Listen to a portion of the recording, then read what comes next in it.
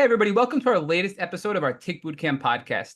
I'm here today with Kerry, who was a guest on our podcast, I'd say about 2 months ago with Rich. And Rich teased me so much how she was one of the best guests that we've ever had. So I had to bring her back to be my co host.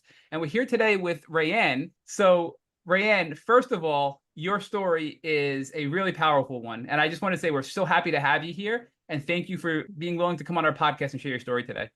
Thank you so much for having me. I'm really excited to be here. I'm going to call you Ray because calling you Rayanne is going to mess me up. So I'm just going to call you Ray. Everybody knows I can't speak the English language pretty well in this podcast. So we're going to call you Ray. At least Perfect. I'm going to. So, Ray, walk us through what your life was like as a young child, because from what I understand, you were born with Lyme disease.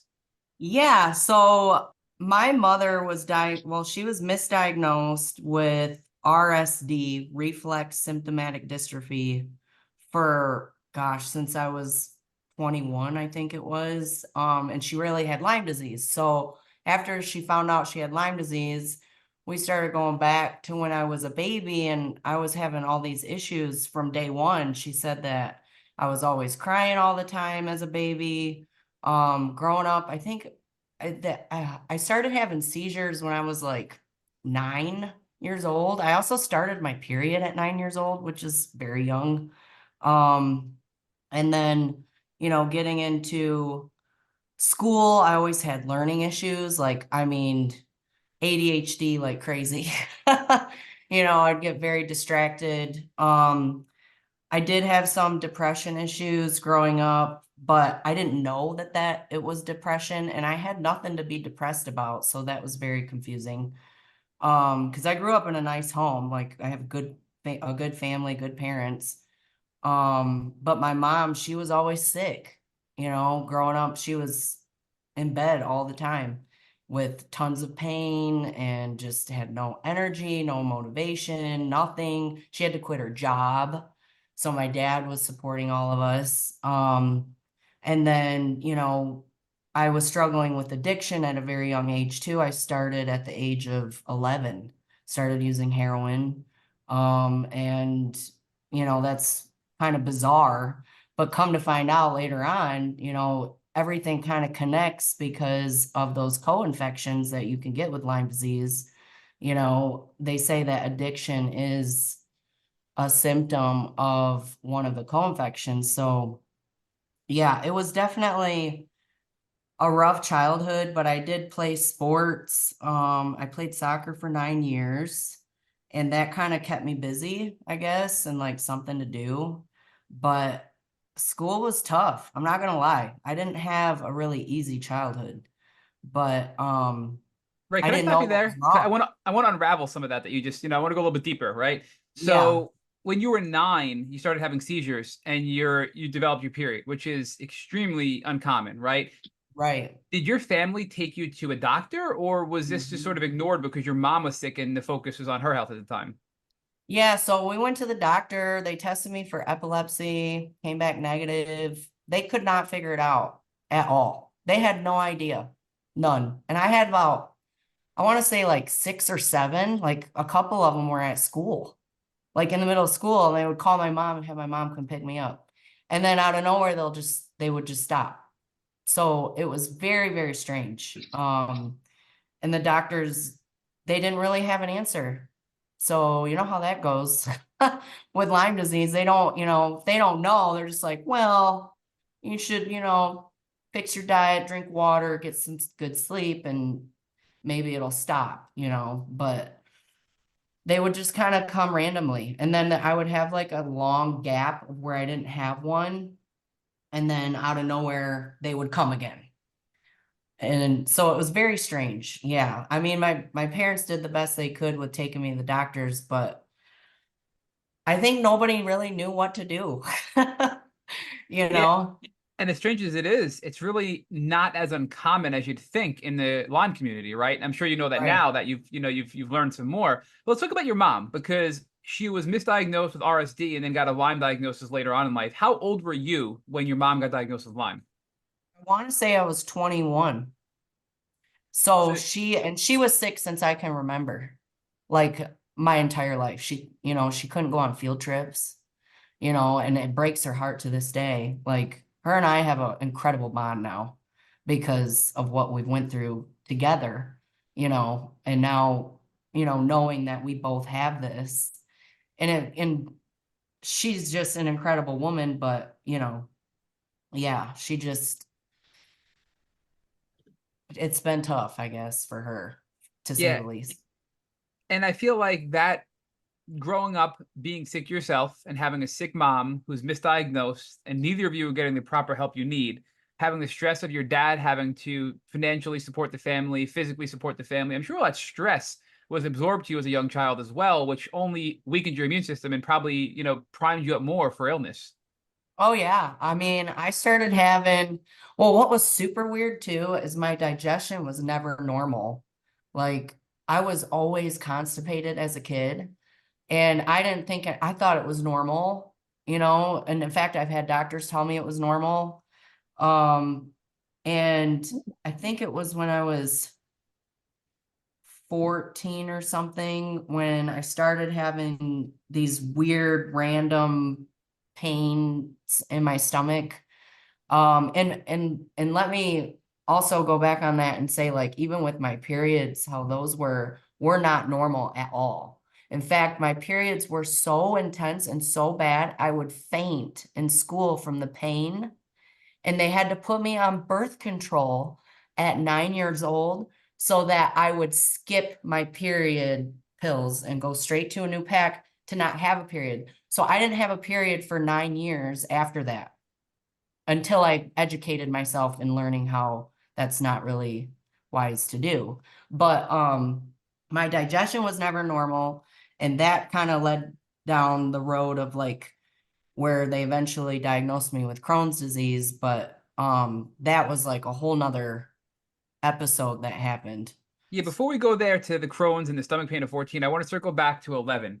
You mentioned that you fell into addiction with heroin, and a lot of that it can be related to the tick-borne illnesses and co-infections.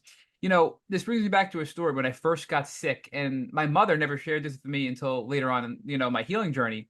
She was out with my grandmother, and this gentleman was talking to her, and she was sharing how I just got sick and it was Lyme disease. And they shared their story, how a friend turned to drug addiction because of the chronic pain and the Yeah. chronic psychological symptoms and the inability to be helped by any medication that was given to this person. And they became a drug addict, right? And it was just it started out as pain relief and emotional relief, and then it spiraled there. So looking back, like what caused you to turn to heroin? And again, if you're comfortable, I hope I'm not going down a personal road Oh here no, to share yeah. with everybody. What caused you at 11 to go down the heroin road? That's very unusual. I know, right? Um, and it's funny because like when I look back and think of it, as how crazy it sounds compared to where I'm at today. But yeah, so like I think it all started with wanting to focus in school, believe it or not, because every time, like, first it started out with weed, and then it started out with pills, and then it just kept escalating and escalating into, the harder, heavier drugs, I guess you could say. But it was definitely to escape whatever it was that I was going through mentally. I wasn't having any joint pain at that time or like any physical pain, but it was definitely mental issues when it came to like trying to focus in school and trying to like stay awake. I would sleep all the time before I started drugs, like all the time. I remember I would go up to my aunt's house for like a month out of the summer growing up, and I would just sleep from like 8 o'clock at night till like 1 o'clock in the afternoon the next day, every day. And she's like, I've never met anyone that sleeps this much. So like when I use drugs, I would stay awake too, like it gave me energy. So I used that as a way to try to function, I guess, without really realizing what damage it was doing to my brain and my body. But it was what worked, I guess. I even went to like a psychologist when I was younger because my parents knew something was up. They knew I was depressed. They weren't stupid. They would, they saw the signs and they did the best they could with what they had. I didn't really give them much to like go off of other than what I was telling them. And because I was also having communication issues, I couldn't really get out what was going on. I didn't know how to even explain it to them. Like, I didn't know how to say I was depressed. I didn't know what depression was.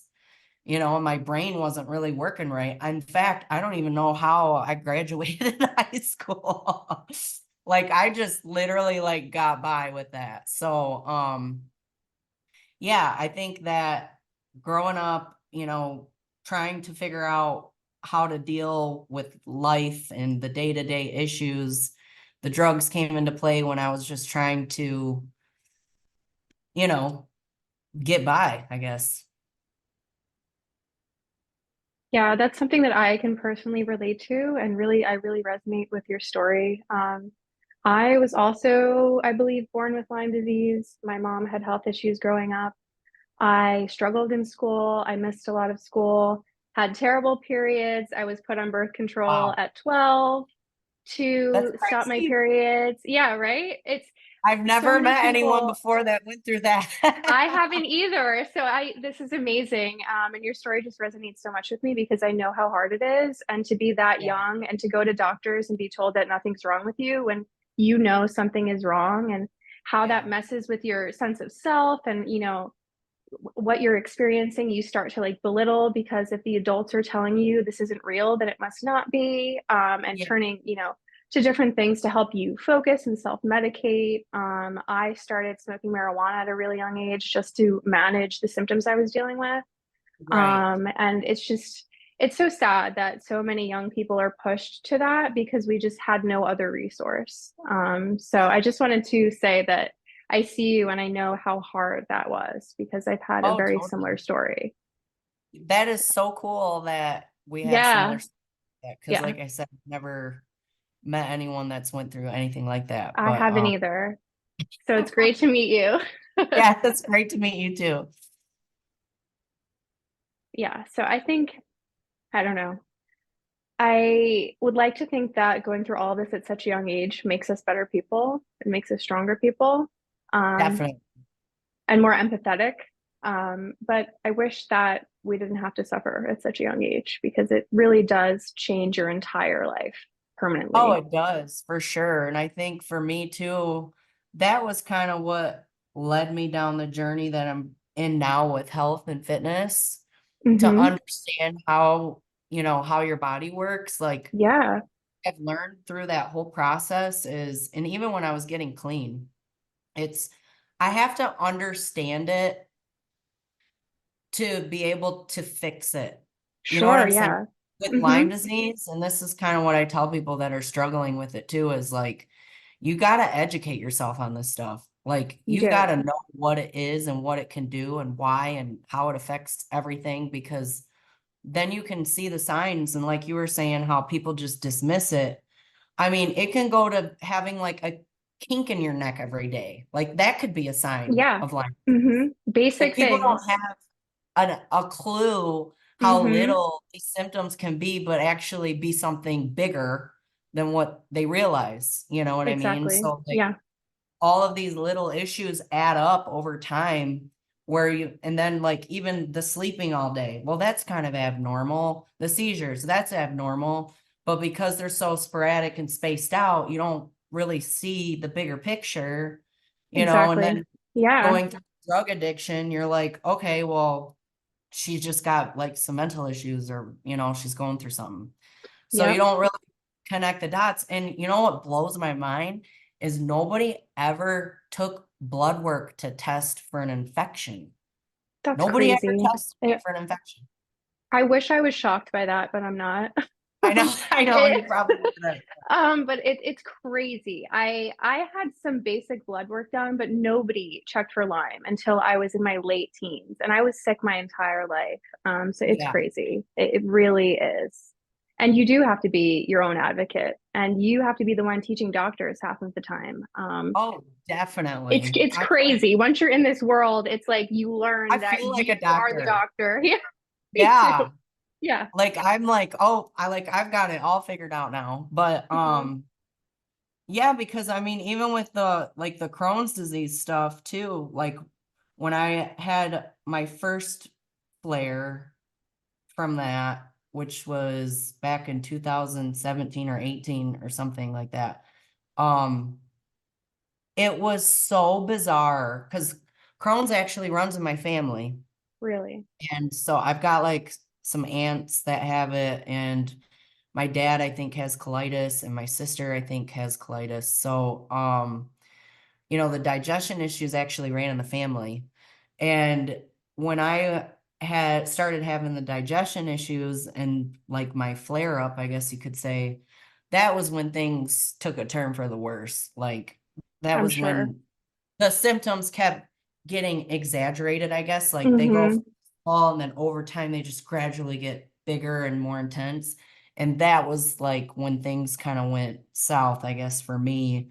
But even then, like what I was going through with that was not normal.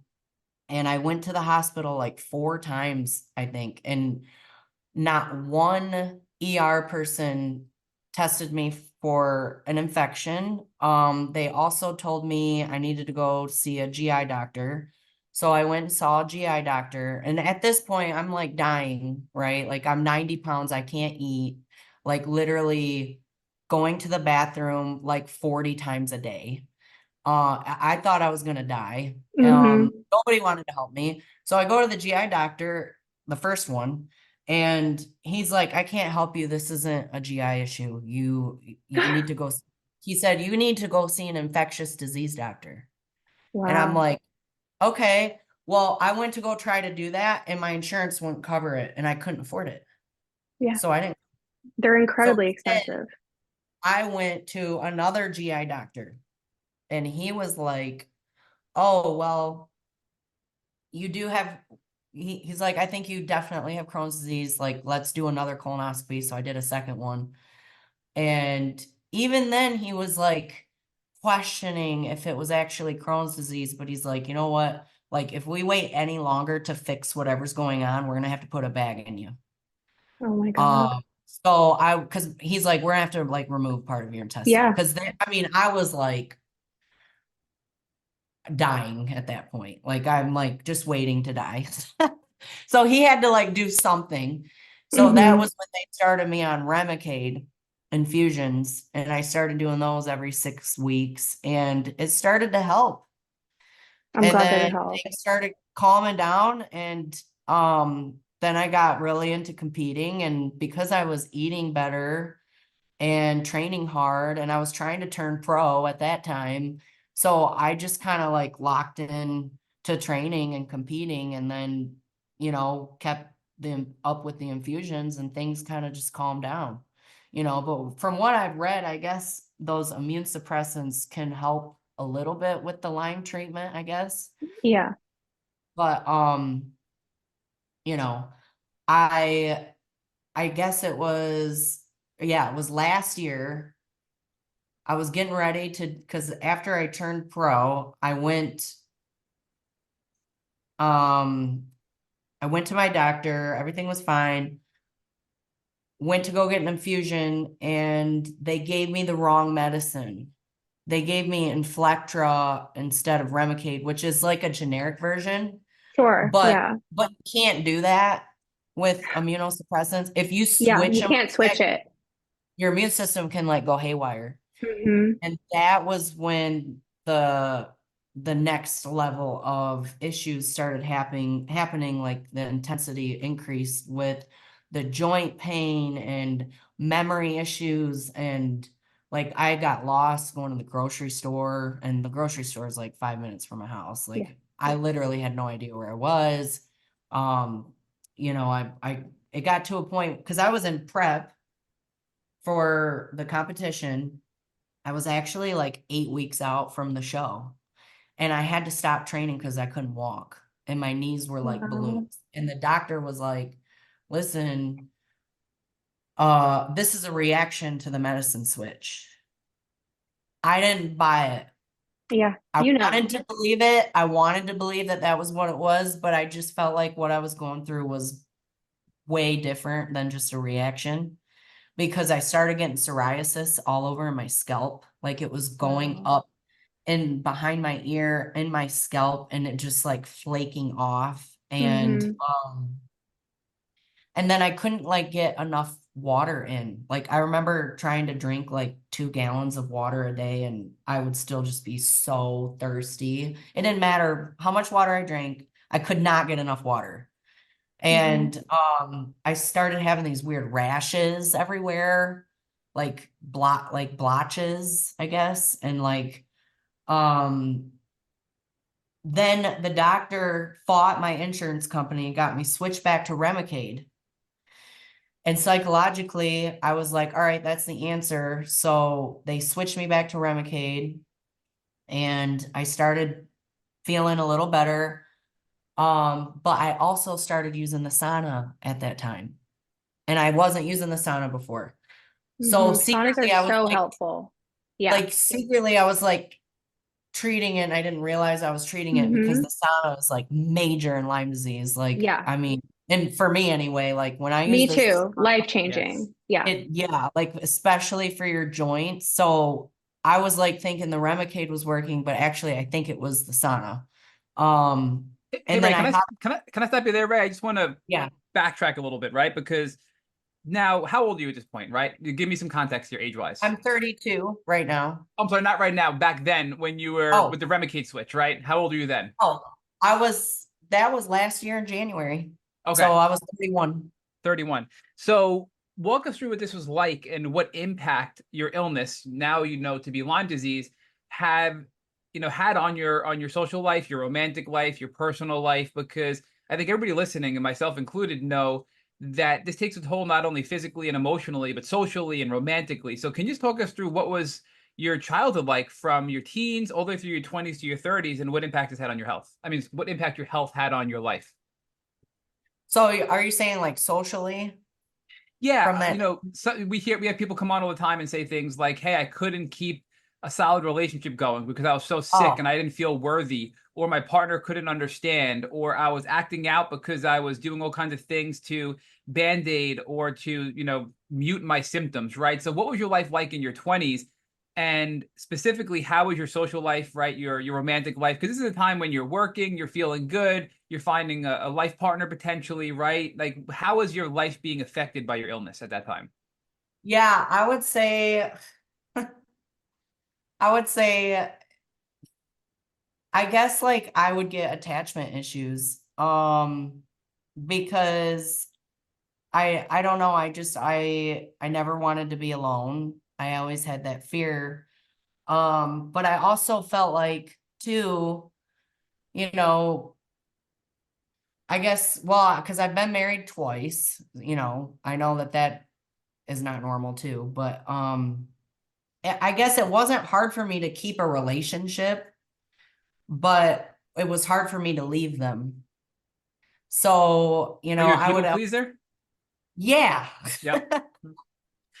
I'm you know, convinced being a people pleaser is an immune suppressor because so many of us in the Lyme community are people pleasers, and I think there's something there. So that's a very common trait we've seen out of hundreds, if not thousands, of conversations we've had in the Lyme community. So, oh, inter- that is very interesting. I did not know that.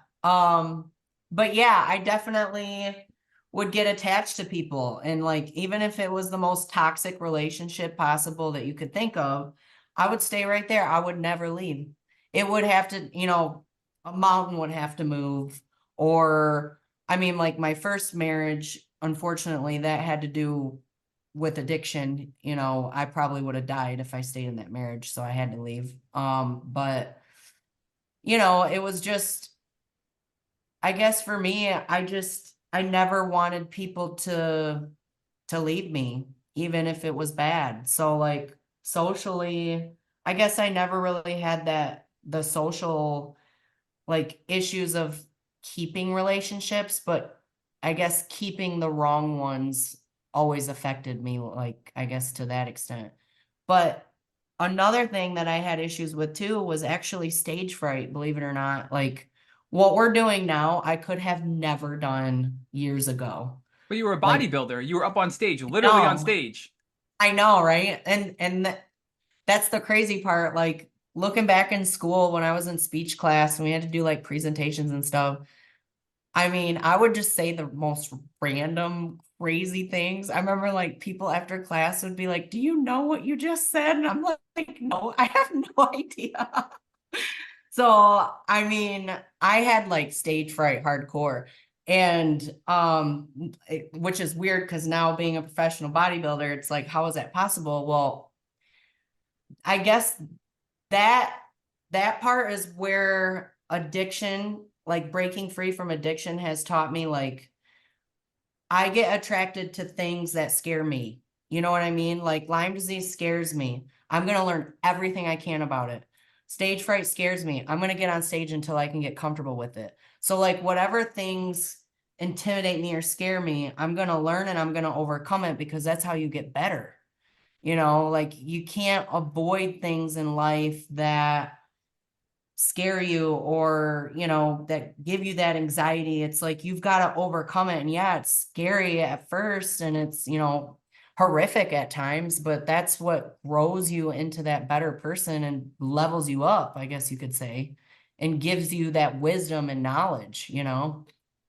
Yeah, so you mentioned your first marriage and that addiction was a big problem and you had to leave that marriage. So talk to us about how addiction kind of bubbled up and then what you did within your first marriage to get clean and move on to the next stage of your life.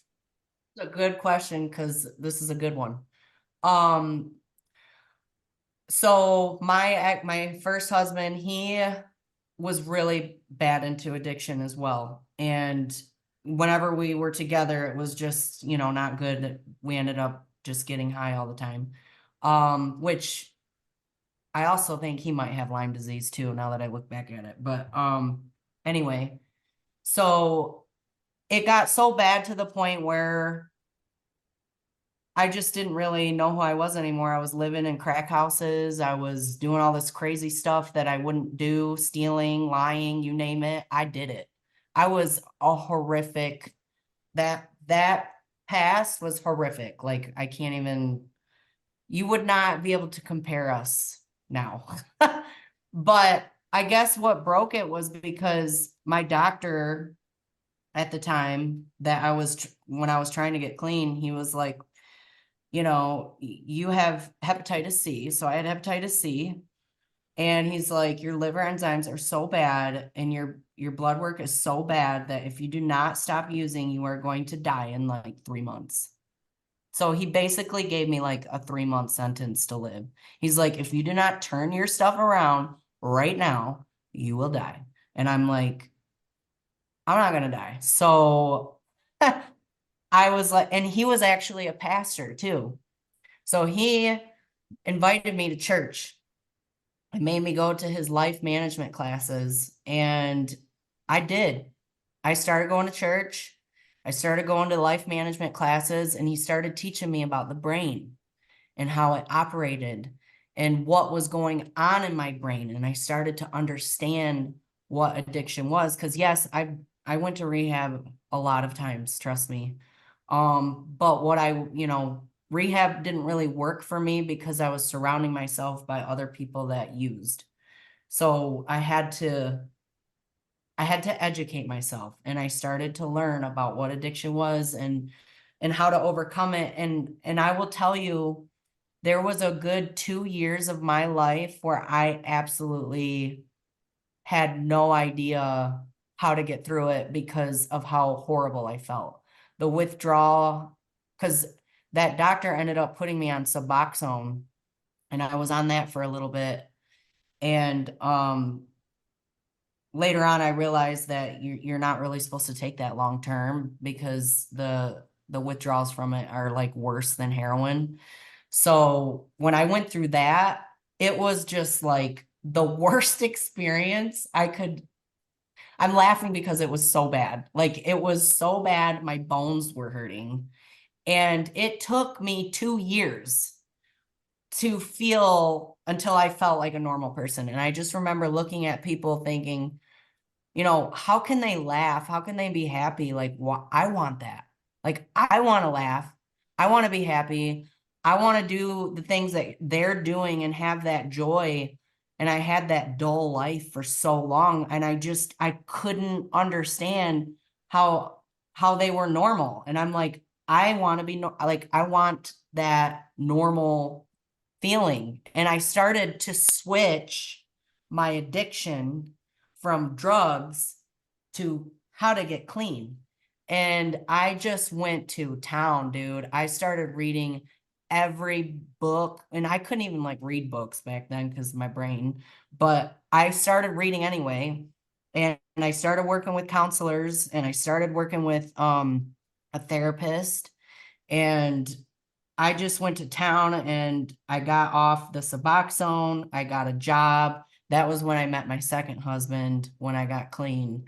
And um, I actually got cured from hepatitis C because the cure came out around that time. So I don't have that anymore. Thank God. Praise Jesus.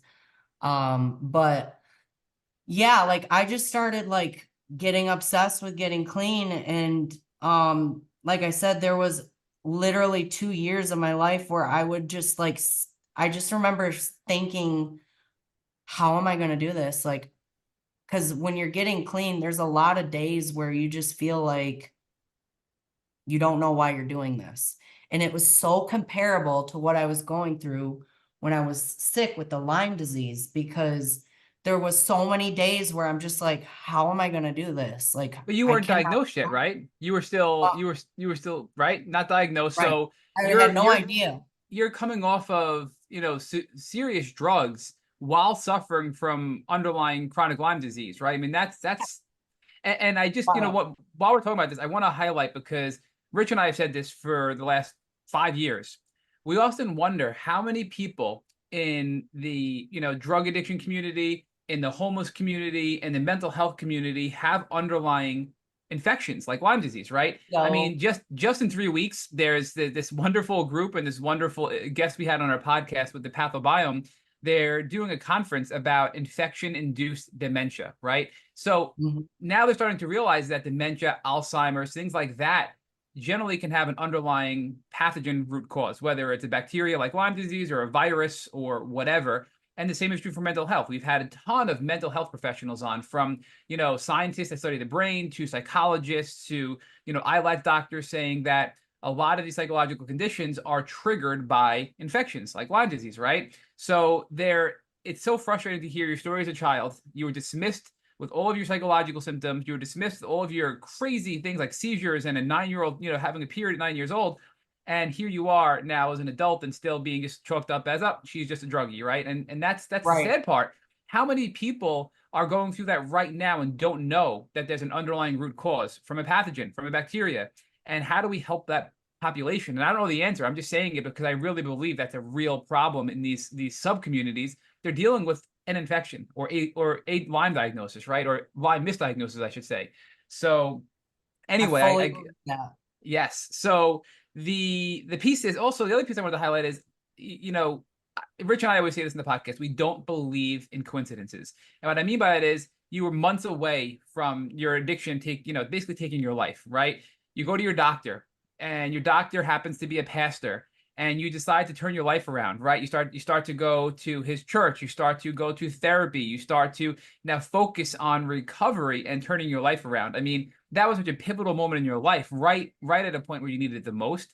And I see you're wearing, people can't see, but I see you're wearing cross earrings, right? And I Oh, think yeah. I think your faith is a big part of your ability to overcome addiction as well, because I don't know Huge. anybody in their own mind can overcome drug addiction and an undiagnosed Lyme diagnosis. So what are your thoughts on the role of faith in this journey as well? That is an excellent question, because I could talk about that all day. I would say God is the number one reason why I'm sitting in this chair right now, because I will tell you, there was about 6 or 7 times I was rushed to the hospital because they couldn't get a pulse from overdoses, adrenaline needles, I mean, paddles, brought back to life, you name it.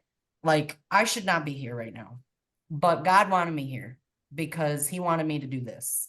He wanted me to share my story, to help those people that are sick that don't know that they're sick, because there are tons of people out there that are sick and they don't know that they're sick. And without God and without Jesus, I don't think that I would have ever made it, because I will tell you, there has been so many miracles that happened on this journey that are, you just know that it's God. Like one of them being during that 2-year period of where I'm like, how can I like literally, I'm not gonna lie, there was thoughts of suicide when I was trying to get clean because I was just so, but I had the discipline to, not turn back to drugs. I wanted to get clean. I was obsessed with it, even though it was hard and I didn't understand why I was doing it. I knew I had to do it. And I just remember I was working, I can't remember how old I was. I want to say I was like 22 or 23 maybe. And I was working at Olive Garden and I was trying to you know, make ends meet. And I just felt like complete dog crap and I wanted to give up. I actually went in the bathroom and cried. And it was during the busiest hour on like a weekend, a Saturday night, and it was just packed in there. And I hurried up and I went back out there. And this really nice couple, I was waiting on them and they were wonderful people. And they just, you could tell that they like saw the pain in my eyes. And when they left me a note and it said Jeremiah 29:11 on it. And I looked it up and I went in the back and I just bawled my eyes out because it was about God knowing that, he's got a plan for me, to give me a hope and a future. That's what that whole moment was about. And there's been so many moments like that throughout this journey where, God showed up and he's like, it's not your time, Ray. Like, come on, keep fighting. And that's what he did. He made me a fighter because I am a fighter. Like I've been through some stuff and that's what I want people to know too that have Lyme is when you have Lyme disease, you are a warrior. People do not understand that because it is in a way very similar to like cancer, right? Like there's no treatment for this. I mean, there's treatment. You got to figure out which one works for you, but you got to battle through it and figure it out. You know what I mean? And find that missing link that's your secret sauce because what works for Susie might not work for Joe.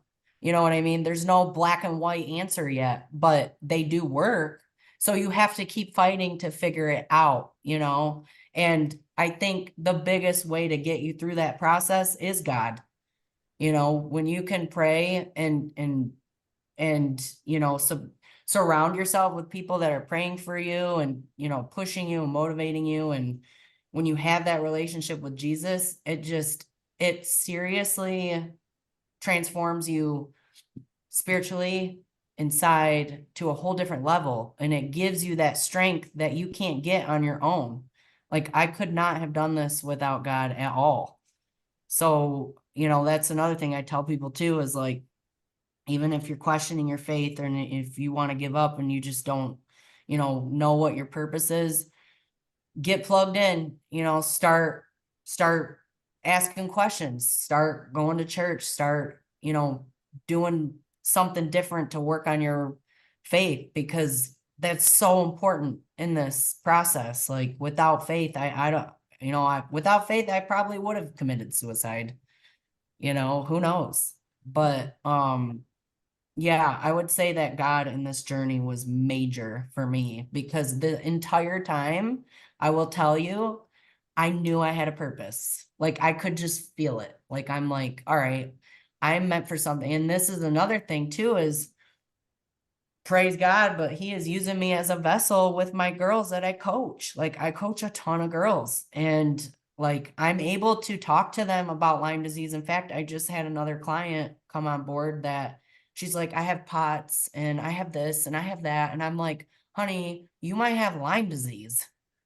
Like this is very similar to what I have, and we're doing her blood work and we're going through this, to figure out what it, so I'm able to help in fact, like people that I went to high school with that, knew me as Crazy Ray, Party Ray, like they're like reaching out to me now, seeing what I've done with my life. And they're like, and they saw my story like on Instagram that I've posted and they're like, I get the same issues you got, and I've got digestion issues, and I've been getting blisters too. Like I would get these weird blisters like in my skin. Like it's super weird stuff, like stuff that's not normal.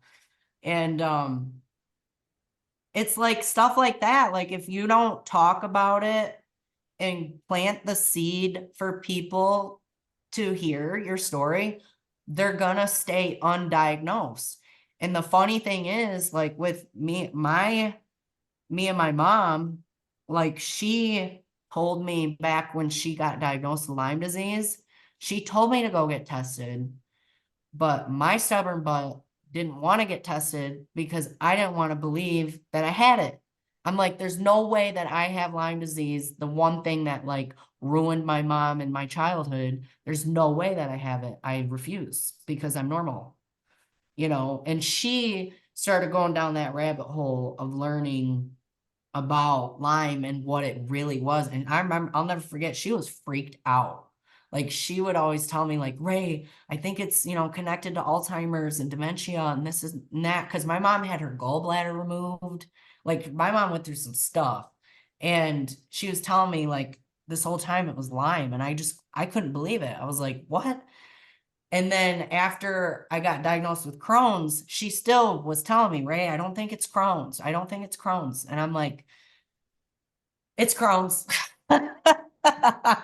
I didn't want to believe her. So, yeah, I think it's important to have God in this process because if you don't, you know, it makes it that much harder to get through it, you know.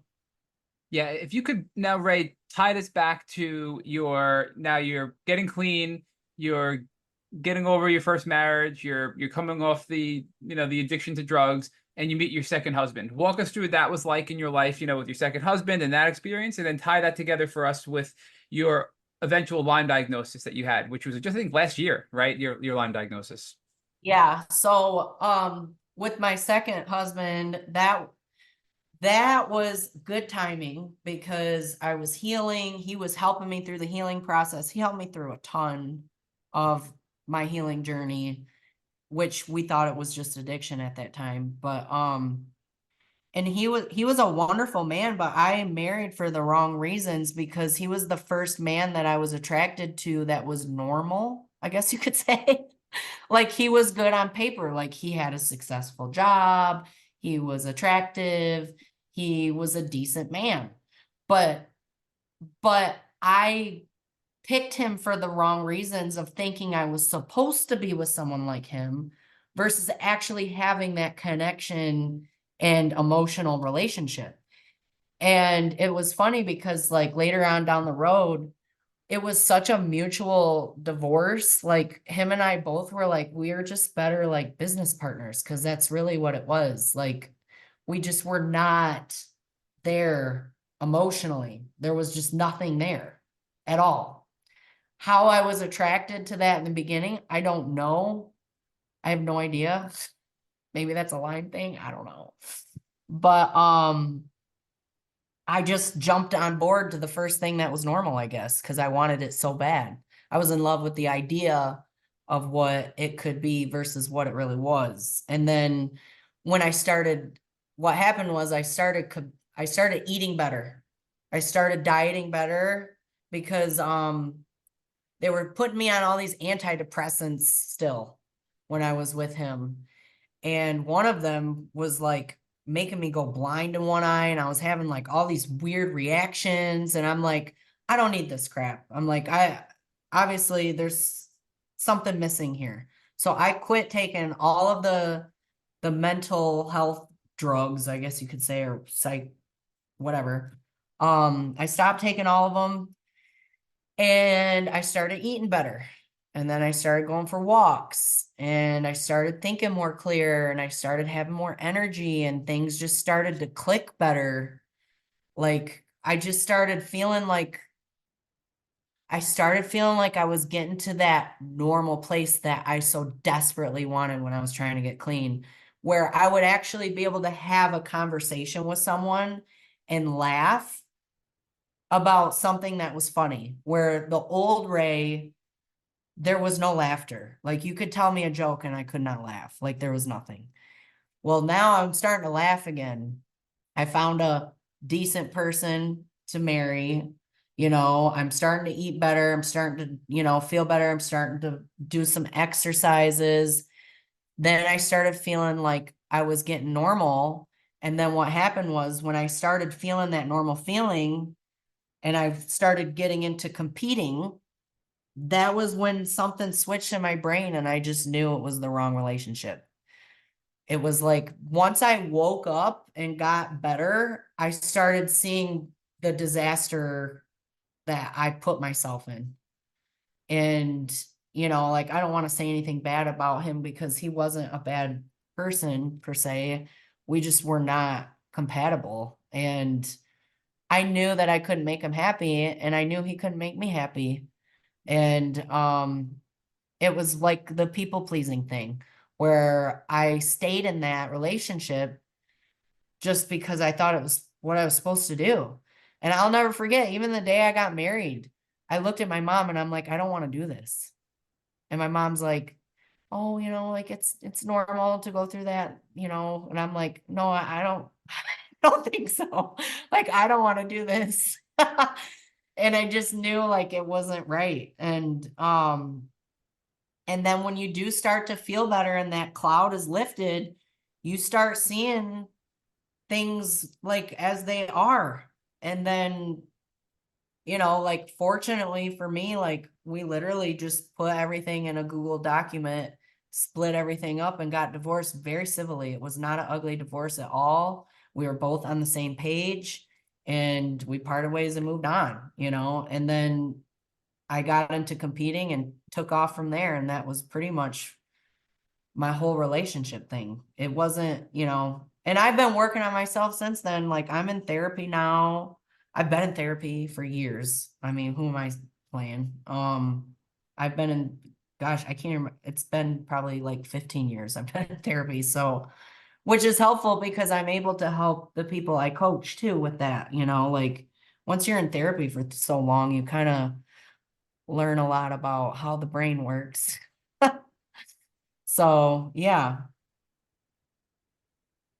It's amazing how much you kind of learn to settle with things when you have Yeah. Lyme and when you've been sick, especially since childhood. You're so used to kind of just pushing through things that aren't pleasant and dealing with things that you don't necessarily want to deal with. So then you get in relationships or friendships where maybe you're not being treated great, or you're just not meant to be with the person, but you just put up with it because you're so used to settling for everything and being Yeah. a people pleaser. And I know for me personally, I always felt like because I was sick all the time, I wasn't good enough and there was like something flawed with me and then I was Of never going to course. be truly loved. And I think that's something that kind of sticks with you when you're chronically ill and you find someone and it's like, oh, someone actually likes me even though I'm sick. And even if it's not a good person for you, you kind of just put up with it because it's like, hey, I never thought I would find anybody. So then you stick in relationships that aren't good for you, and then in many ways can make you sicker because you're with someone that you're not meant to be with. So you just get so used to settling for things that you're not happy with because being sick for so long has forced you to do so.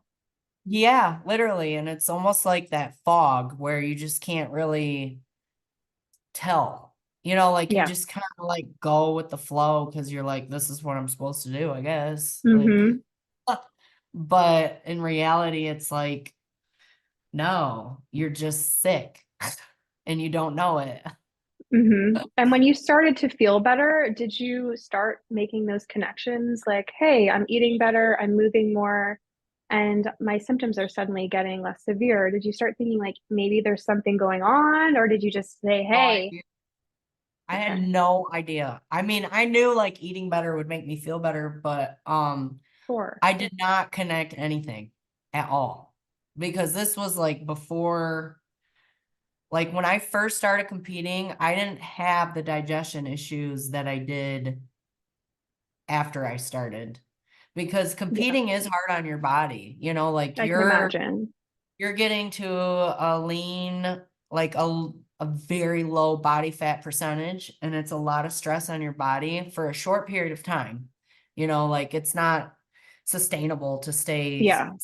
lean for a long period of time. So like as I started competing more, then I started realizing like, okay, my body starts acting weird when I get close to the show. Why is that? Oh, it's stress, it's inflammation, it's something going on. You know what I mean? So like when I always knew like when I was dieting, I felt better, which is why I wanted to compete too.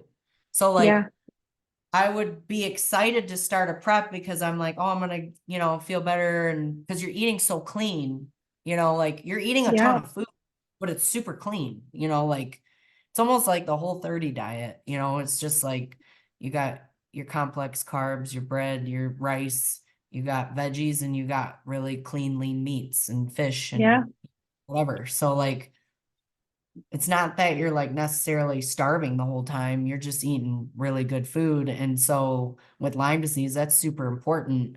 And I never had Yeah. issues with food before. Like I could eat a lot growing up. And as like my whole life, I never had issues with food ever until last year. Last year, and maybe a little bit the year before that, was when I started realizing I was having issues eating. Like with when the Lyme progressed, my appetite just boop, went away, you Do you know? think you had like food allergies, or do you think it was just like completely appetite related from being sick? Well, because I've worked with dietitians and nutritionists before, Yeah. and they're like, you should avoid gluten, you should avoid dairy. But then some of them would say you could have yogurt though, so that's fine. Like, because the weird thing is, like, I would eat ice cream or I would have yogurt or cheese or I would have gluten, and I never got like super bloated from that. Like Yeah. so I never thought it was like an allergy per se, but I think I would get like a little inflamed, like if I ate sugar, Sure. like ice cream and stuff. But like before that, no, like I don't think that the type of food was ever an issue unless it was like something bad like sugar or alcohol. Like there was one year where I couldn't even drink alcohol because it would burn so bad, which that threw me for a loop too, because, during the years that I was using drugs, like I was able to drink alcohol and then a random year I couldn't at all because it would just burn out of nowhere. And then after that year, I could drink alcohol again. So like That's it would, wild. yeah, like it would flip flop, Yeah. like which is normal for Lyme, For Lyme. Yeah. Yeah, like if it don't make sense, it's Lyme It's disease. Like, Lyme. yeah, It's so because true. that's just how it is. So I think for me, it was more or less just appetite and then using common sense when it came to picking the right foods. But that was when I really started to educate myself about foods that are good for you and what a healthy diet actually looked like, because growing up I didn't really, I didn't know. I was just eating when I was hungry, no matter what it was. But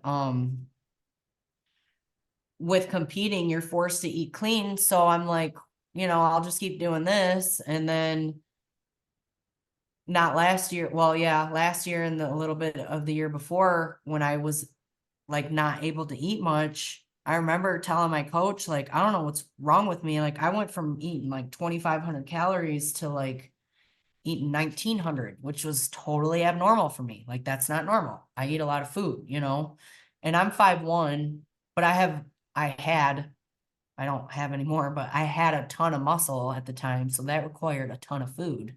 Yeah. And um, I started eating less and my training started to fail. Like I was having like, I would say like on a squat pro machine, it's like a squat, but it's like a machine that you can squat on. I was doing like 8 plates on each side with that. And then when I started having eating issues, it got all the way down to 3. I could only do 3 out of nowhere. And then I started realizing I felt like I was disintegrating. Like I just felt like my muscles were just kind of like eating themselves. It was so weird. And I was just like, I was still keeping my shape. I was just like shrinking. And like none of it made any sense. And then I'm like, well, maybe it's a Crohn's issue, or maybe, you know, you go through all these things in your head. And then when I started realizing that something was definitely wrong, that was when I started thinking I needed to get tested for Lyme disease, because I did my pro debut in April of last year, and then I did another show in May, and I did another show in June because I was trying to qualify for Olympia. And I had a good start. I got fourth at my first pro show. And then after that, I just start declining major. Like my body could not handle it Yeah. anymore out of nowhere. So then I was like, all right. And then with the joint pain and all the other stuff going on, that was when, and my doctor telling me that Remicade might not work for me anymore. Then I started panicking because I'm like, all right, well, if Remicade isn't going to work for me anymore, what the heck am I going to do? So then I'm like going down this holistic trail, and I'm like, all right, I need to do this like naturally and like figure out what I got to do. So I reached out to this holistic practice, and I was like, I've got Crohn's disease. Here's what happened with the medicine change, blah, blah. Here's what I'm going through. Can you help me? And they're like, yeah. And this place was like legit. Like they thought of everything. Like they had their stuff together. I was very impressed with how they ran their practice, and they sold me. And I met with the doctor there, and he's like, all right, we're gonna do some blood work. And I'm like, do me a solid, because when I work with doctors, you know, because I know so much about blood work already and hormones because of competing, I always tell them like what to test. Like they'll want to like do their basic like CBC and all that stuff, but I'm like, no, I want like my testosterone and my progesterone, and like you know, test my estrogen, and I want this and I want that. And I'm like, test me for Lyme disease, please, just do it. And he's like, all right, let's do it. And I'm like, all right. So that was when they did all the blood work, and my blood work came back just like haywire, like nuts. Like my estrogen was just skyrocket for God knows what. I had my TPO antibodies were high. I have Hashimoto. He's like, you got Hashimoto's. And then my Lyme test was negative according to the CDC, but also positive because, like, you know how they have like the bands where you Yeah, gotta you have to have like, a certain amount of bands show up for them to, you know, consider it positive. But even if you have just yeah, one, yeah, you have yeah. Lyme. I had 3 bands, but they were the bands that said, like, there's like a little thing in there, and it says, and if you test positive for 29, 23, and like 41 or something, it's like one of those, or I don't know. You had to have like 3 bands, and it said if you had these 3 bands, then you were positive. But you were supposed to have 3 bands positive in the top portion, like the IgG, and like 5 or something in the bottom one or something. I don't know. There's like a rule or guideline on what it's supposed to be. And I didn't meet the first criteria, but I met the second one. And he was trying to explain it to me, and he's like, you know, the CDC would tell you you don't have Lyme, but because you have positive for these 3 specific bands, you have Lyme disease. And that, when he said that, my heart just dropped. I I can was imagine. crushed. Like I think I went into shock because I did not think it was going to be positive. As stupid as that sounds. I mean, it No, sounds it's not stupid. really dumb. You don't want it to be My mom has positive. Lyme, it's got all Yeah, these issues. But I was just like not happy about that at all because of what my mom went through. You know, of I course. watched her suffer her entire life, and it affected me so much, you know, because they were just drugging her all the time because they didn't know what to do with her and this and that. And I was just like, oh my gosh, no way. Like I had these horrific slideshows going through my head of like what I was about to go through. And he's like, but we can treat it. Like it's gonna be fine. Like don't panic. It's going to be all right. And that was when they started me on the cat's claw. And because they were holistic, they didn't believe in antibiotics, which I didn't want to take antibiotics. My mom was on antibiotics for 6 years. Wow. 6 years. Do you know what that does to your gut? Like that I is, was on them for almost 4, so I do. oh my gosh. See, Yeah. and I'm still on them right now. Like I'm going on 6 or 7 months now. So, Mhm. God only knows how long I'm gonna have to stay on them, but I am horrified because I know the science behind of what it does Yeah. damage wise too. Mhm. So like when I first, you know, learned I had Lyme, I didn't want to take antibiotics. Of I'm course. like, Yeah. well, I want to try something different and try the herbs and blah blah. I mean, I didn't know nothing then, what I know now, but and my mom, she was like, yeah, I mean, you can try it and see if it helps, because she's like, she had it a lot longer than I did, Yeah. so, but I had it for a long time. So we tried the cat's claw, and all that did really was stir the pot. Like, I mean, herxing on a whole nother level, but to the point where like it just didn't make any sense to me, because then all these other autoimmune diseases started popping up, like intensified, like the rheumatoid arthritis, the lupus. I started having the lupus rash, and I couldn't walk, and like I started getting psoriasis back, and they started doing more blood work, and they're like, well, because the water thing started happening really bad, where I could not get enough water in, and I couldn't cry. Like my tear ducts were like, it was definitely mimicking Sjogren's syndrome. Yeah. Um, like I was having like, I mean, every autoimmune disease you can think of, I felt like I had. So I was trying to explain to them what was going on. And they were just like, "Oh, okay, like keep taking the cat's claw, and come in for, a vitamin infusion and, rest." And I'm just like, no, I can't like just sit here and like not understand what's happening. And I realized then, and it wasn't that they did anything wrong. They were a wonderful practice to work with. They just had no clue what Lyme disease really was. I knew I would go in with, I started getting these lumps everywhere, and they would just pop up randomly and then go away the next day. And first I thought they were lymph nodes, and some of them were, but then other ones weren't lymph nodes. And you could just like press on it, like it would just go down, like it was fluid almost. Yeah. My neck would get these tennis ball, dude. I'm just like this big. I got pictures. It looks like tumors are coming out of my neck. It's disgusting. And I would tell them about it, and they're like, we don't know what that is.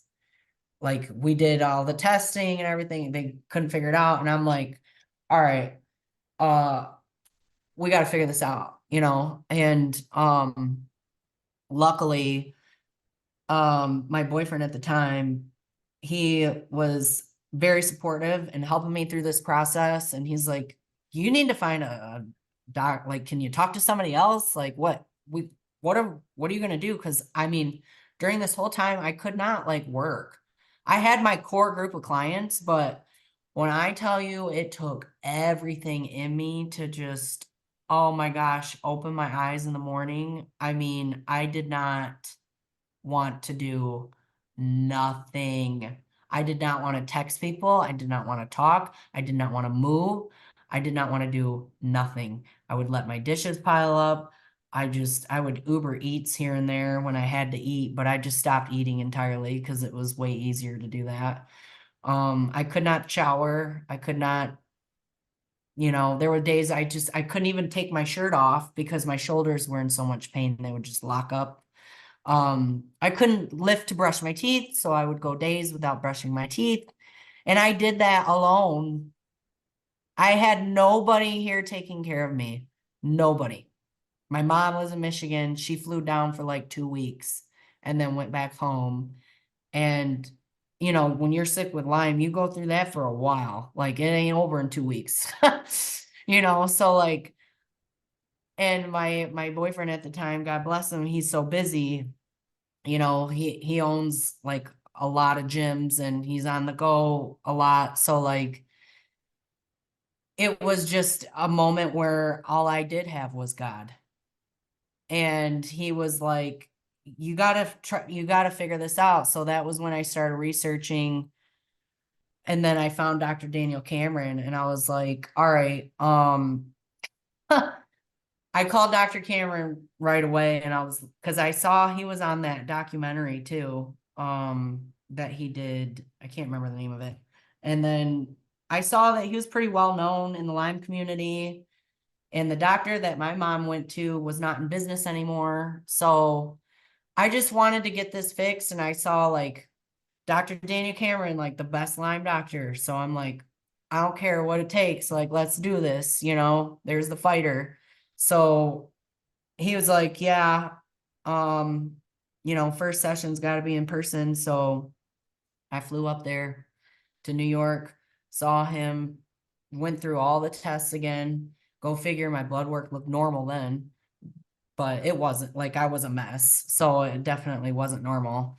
And he's like, you know why the cat's claw's not working? And I'm like, why? And he's like, because you got co-infections too. And I'm like, I told the holistic center that because my mom had 7 co-infections and Wow. I gave them the list. And I'm like, if, you know, if I got it from my mom, then I probably have all of these too, you Yeah, know? definitely.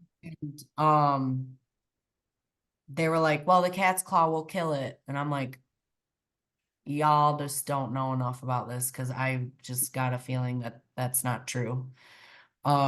So he's like, yeah, you need to start the antibiotics and, you know, we got to treat the co-infections because those are sometimes harder to get rid of. So we started the antibiotics and then that was when things really got bad with the herxing. And I think that was like when I started talking to you guys and I was like, I went on a mission, dude. Like when I started getting really sick, I knew I was going to get better.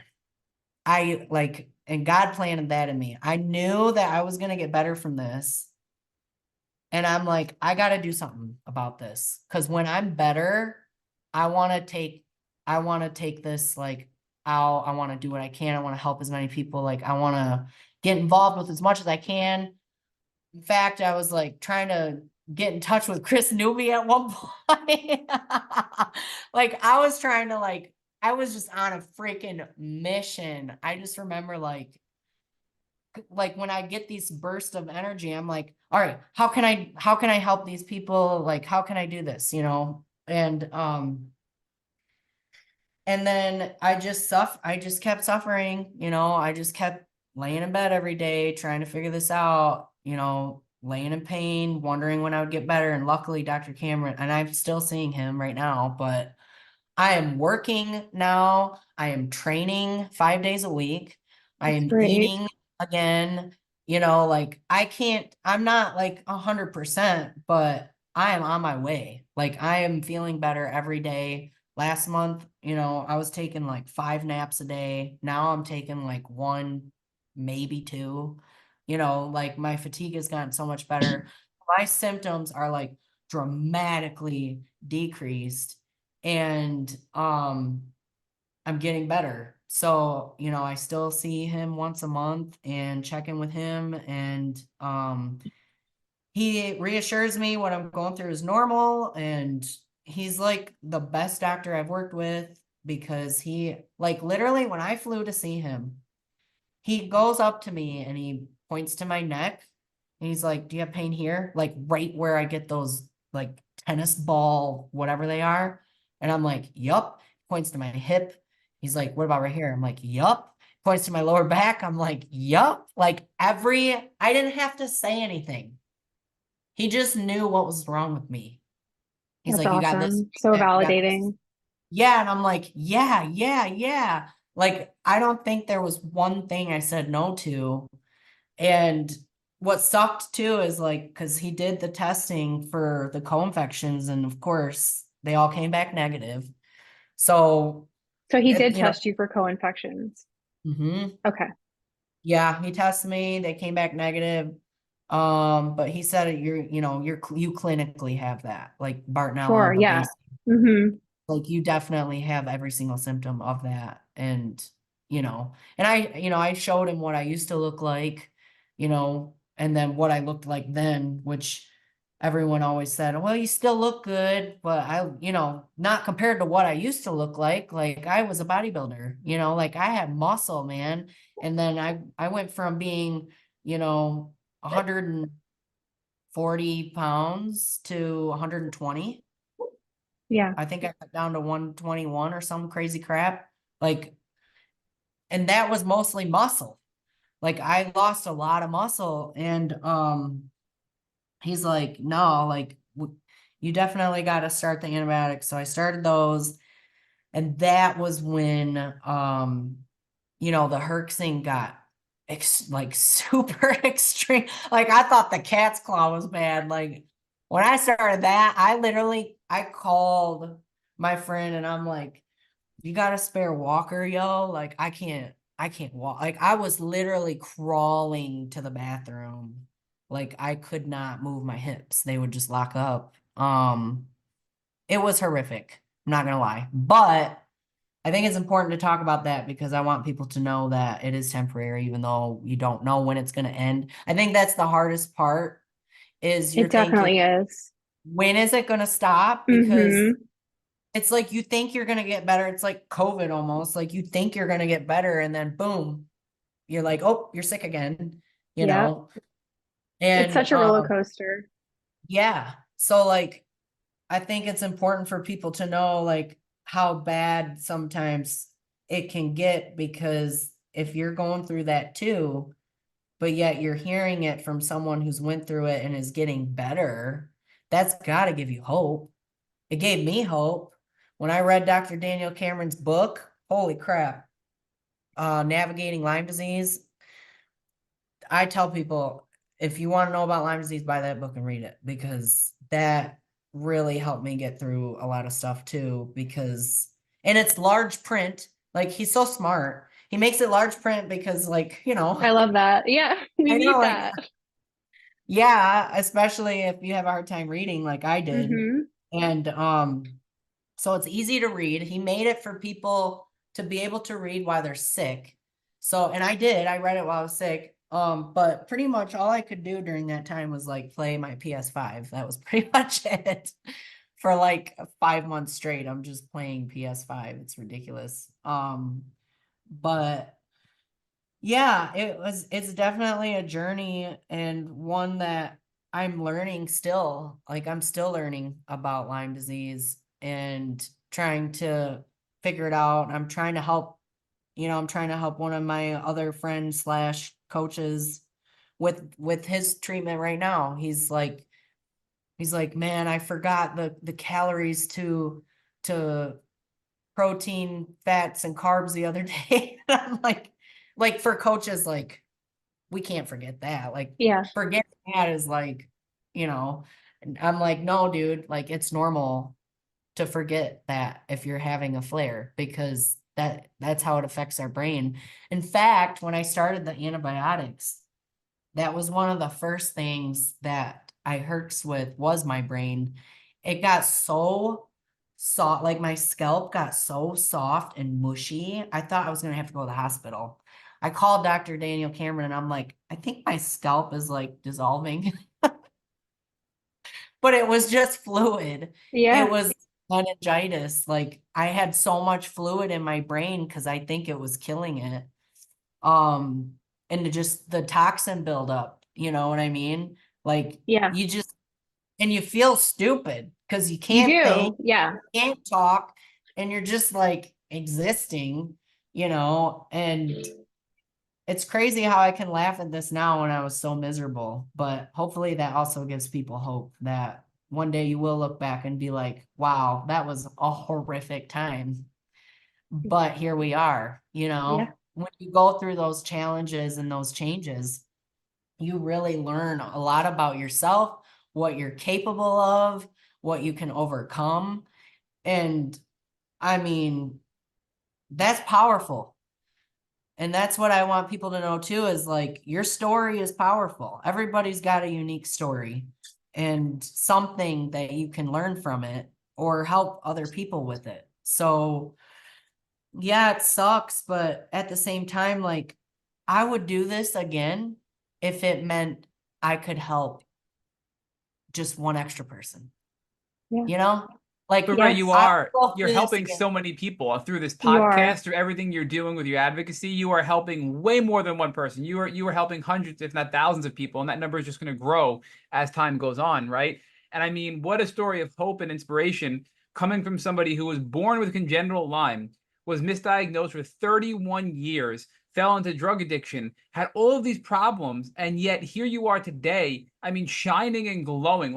I wish people, and if they're watching on YouTube, they can, but if they're listening to our podcast on Apple Podcasts or Spotify, they're not going to be able to see you. I mean, your aura, your energy, your glow is just like contagious. Like you just have this It aura of is. happiness oozing out of you. And to hear that transformation story is just, I'm getting chills like saying it, right? I mean, it's just such a powerful transformation story. And people need to have hope and not give up. And you are the perfect example of that. And I just can't stress that enough. And I'm sorry to interrupt because you guys are having a great discussion, but I had to just weigh in on that piece right Oh, there. not at all.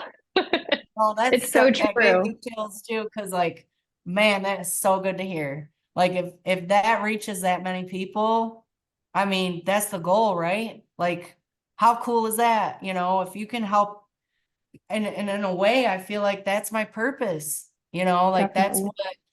that's why I went through this, was for all of those people. And like I said, I would do it again, because if that's what it took, then that's what it takes. Yeah, Oh, it's one of those things where I just feel like when you're going through it, you can't possibly appreciate it. And this podcast draws in people at all stages of their journey. And I could tell you, if I were listening to this podcast when I was really sick, I'd be triggered, right? I'd be like, I'm different. I'm special. I'm so sick. I'm never going to be able to get better. And I felt that way. I was triggered by yeah. people like you, Ray, honestly. And now, now I'm like, I have to realize that if you don't do anything to try to get better, you're not going to get better. And that's a really hard thing to say, and it's a very triggering thing to say. But if you don't take steps to improve, you're not going to improve. You have to try Right. things. Sometimes you're going to, make a mistake. Sometimes you're going to, fall back a little bit. But overall, you're going to make forward progress. And that's the most important message that you convey it, right? I mean, your ups and downs, all the pre-Lyme stuff, the sauna giving you a little bit of relief, the Remicade giving you a little bit of relief, right? Then you overcame drug addiction, and now you're thinking, oh, that must have been it. But nope, the Lyme was there all along. And look where you are Mhm. now, right? I mean, that's just a really, really powerful message. So, we're going to be inviting you back to co-host and to do more with us because you're just an awesome person. So, I am absolutely in love with Oh, you, and I just think that your story is amazing. And hearing you and Carrie speak has just been awesome. So we've been at this now for well over an hour. So I do want to ask before we do conclude, though, is there anything else, tips, tricks, hacks that you could offer our listeners? Right? Rich always likes to ask at the end, and I'm kind of going to now steal from him, is what are some low cost, no cost tips you can recommend to our listeners that are struggling with chronic Lyme, and any other valuable advice you can share with our listeners? yeah, I would say glutathione is a big one. Spirulina, like things that help your immune system, turmeric for inflammation. Like you can get a lot of stuff from food and spices and stuff. Like I've really been learning a lot about that. And like, believe it or not, like when you're not able to eat, like if you have appetite issues, like I did, like smoothies with the goji berries, like the detoxing stuff, your body can absorb that better because it's a liquid, right? It's not having to like break down the heavy food. You know what I mean? So like if you're not able to eat, that's a problem. You got to eat with Lyme disease or else you disintegrate, and your body needs the calories to fight back. So do smoothies, do protein shakes, add the detox stuff in there, and that will help. The cat's claw does help. Like I'm still taking cat's claw just because I feel like it does help. I have like more energy when I take it for some reason, so I still take it. And Dr. Cameron told me that it was fine. He's like, you can still take it. I'm like, all right. And like, I would say staying away from sugar, staying away from alcohol is huge because believe it or not, every time I tried to like if I fell back and like ate a piece of cake or something, because believe it or not, even though I didn't have an appetite, I was still down for a piece of cake. So don't do that because it can trigger inflammation and then make things worse all over again. So like, you know, I know it's not like medicine, but your food definitely plays a role with being sick. And I honestly, like if people have questions, like they are free to reach out to me when it comes to food, and I will help them because I want to help people. And, you know, if they're struggling with what to eat and they don't know how, let me know, like reach out to me on Instagram, whatever, and I will help you whatever I can, you know, from what I've learned. And I've been learning a lot. You know, I've worked with a lot of doctors, a lot of nutritionists, a lot of dietitians, and, you know, I would say that and pray, you know, have God by your side, because when you have God by your side, anything is possible. What a perfect way to end this podcast. So, Ray, Carrie, thank you both so much for joining us on our Tick Bootcamp podcast. And Ray, your story is beautiful. We're going to have you back, and you just made my weekend. So I can't thank you both enough. That's awesome. I'm excited. Thank you so much for having me. This is so cool. I can't It wait was to so hear. great to meet you. Yes, you too, Carrie. We gotta stay in touch. We do.